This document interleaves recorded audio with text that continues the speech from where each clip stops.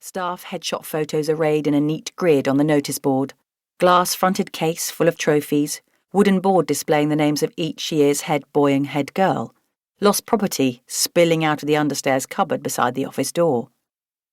But in the school holidays, the smell was distinctly different. Gone was the invisible fug of school dinners. If I were a perfumier, bottling its essence, I'd say thick base notes of floor polish cut through by astringent heart notes of disinfectant, finished with refreshing top notes of new-mown grass. On my way to work that morning, I'd heard the putt-putt of the mower making its first full cut of the school holidays. With the children now dispatched, I'd expected to walk into silence. No strident voices of teachers in lessons, no cheery buzz of high-pitched chatter at playtime and lunch break. Silenced at key moments by the tolling of the old-fashioned handbell.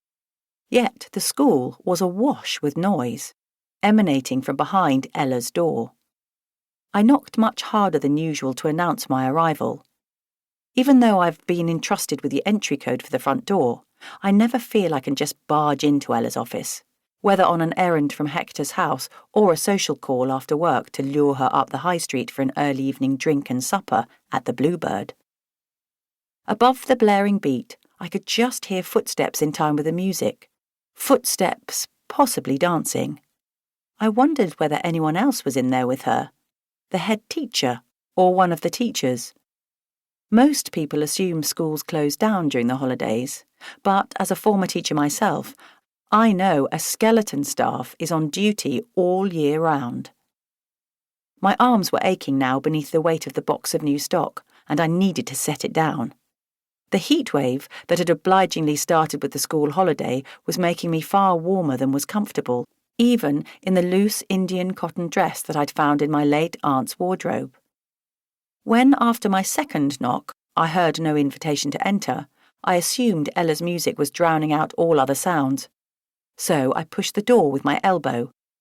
"Anybody home?" I shouted as the door slowly swung open, startling Ella, who was striding about the room.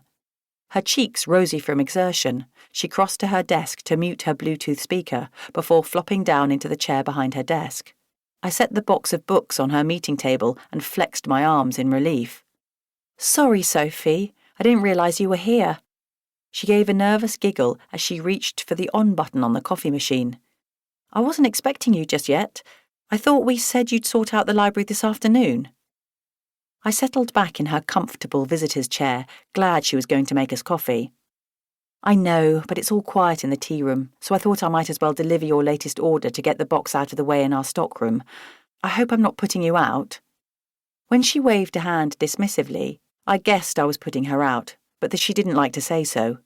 She dropped a coffee pod into the top of the machine, filled a mug for me, then repeated the process for herself. The mugs bore the logos of rival photocopier brands.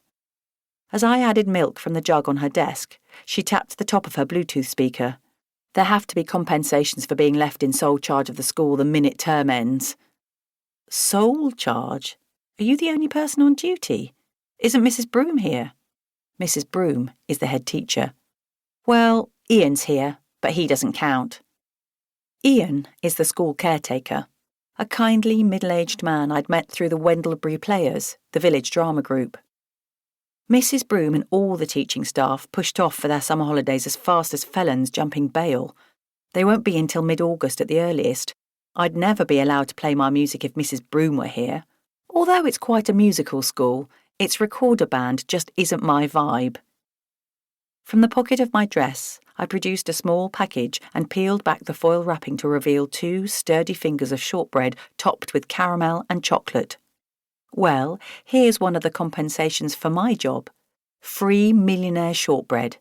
It's left over from Saturday, so I can't sell it in the tea room today, even though it's perfectly edible.